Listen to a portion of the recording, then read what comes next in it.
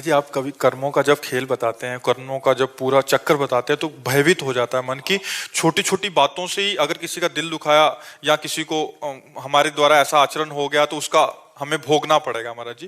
पर महाराज जी, कभी कभी दूसरे पक्ष में देखा जाता है कि कोई बहुत बुरे आचरण कर रहा है और वो बहुत बाहरी उससे देखा जा रहा है कि वो बहुत धन संपदा और कुछ समय के लिए, जैसे उसका रहस्य जो नहीं जानते वो नहीं समझ पाते।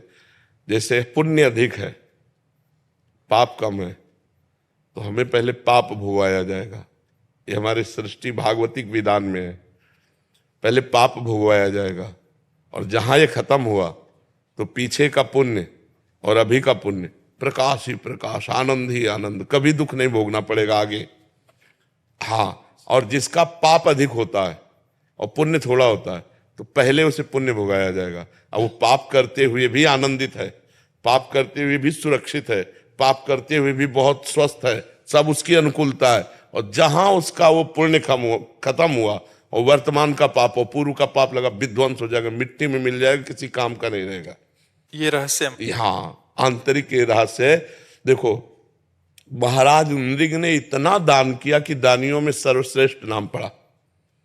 उनसे थोड़ा सा पाप बन गया, गाय जो दान न लेने वाले ब्राह्मण की गाय गौशाला आ गई और उन्होंने दान में दे दिया। अब वो वापस नहीं दे रहा था, वो वापस ले नहीं रहा था, और गौएं, बस इतने अपराध के। तो वहां पूछा गया कि आप अपने आप का थोड़ा सा पाप है, आपको भोगना पड़ेगा, तो आप पहले पाप भोगिए क्योंकि थोड़ा है। तो उनका जिस तुरंत गिरगिट बन के द्वारिका में कुएं में पड़े थे, और पुण्य का महान फल कि भगवान श्री कृष्ण के हाथ से उनका उद्धार हुआ और वो अपने स्वरूप को चले गए। तो ये जो पापी लोग हैं बहुत सुखी दिखाई देते हैं, इनका पूर्व का पुण्य जो थोड़ा है उसको नष्ट किया जाता है, और जब ये नष्ट हुआ तो देख लो ऐसे परिवार हैं कि विध्वंस हो गए, देखा गया। हाँ, वो नष्ट हो जाता है। जब पाप का परिणाम आएगा तो नष्ट हो जाएगा। बड़े बड़े संतों को कष्ट में देखा जाता है कि उनके थोड़े पाप हैं, भोग कर वो भगवान को प्राप्त होंगे। हमारे जी जो भजन कर रहे हैं वो उनमें काफी प्रश्न भी आते हैं ऐसे, तो फिर तो पूर्व का जो पाप है वो उसको कष्ट दे रहा है, और जहां ये पूर्व का पाप नष्ट हुआ और पुण्य पुण्य का मिलान हुआ, प्रकाश हो जाएगा, आनंदित हो जाएगा। इस विधान को संसारी लोग जानते नहीं, तो कहते ज्यादा धर्म कर्म करोगे तो दुख ही भोगोगे, ज्यादा भजन करोगे तो दुख भोगोगे, क्योंकि पाप करने वाले सुखी हो रहे।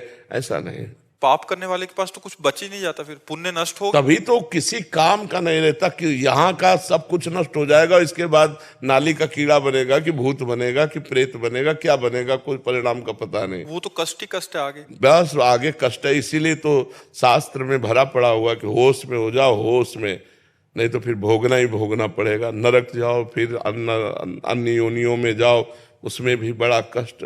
मनुष्य शरीर में तो कहीं पीड़ा है तो हम वैद्य डॉक्टर से मिल सकते हैं, लेकिन सुअर कुत्ता बनने पर, अरे जिंदा जला के लोग खा रहे हैं, हाथ पैर बांध दिए ऐसे ही लकड़ी में, नीचे से आग लगा दी, धीरे धीरे पक रहा है और उसे खा रहे हैं लोग।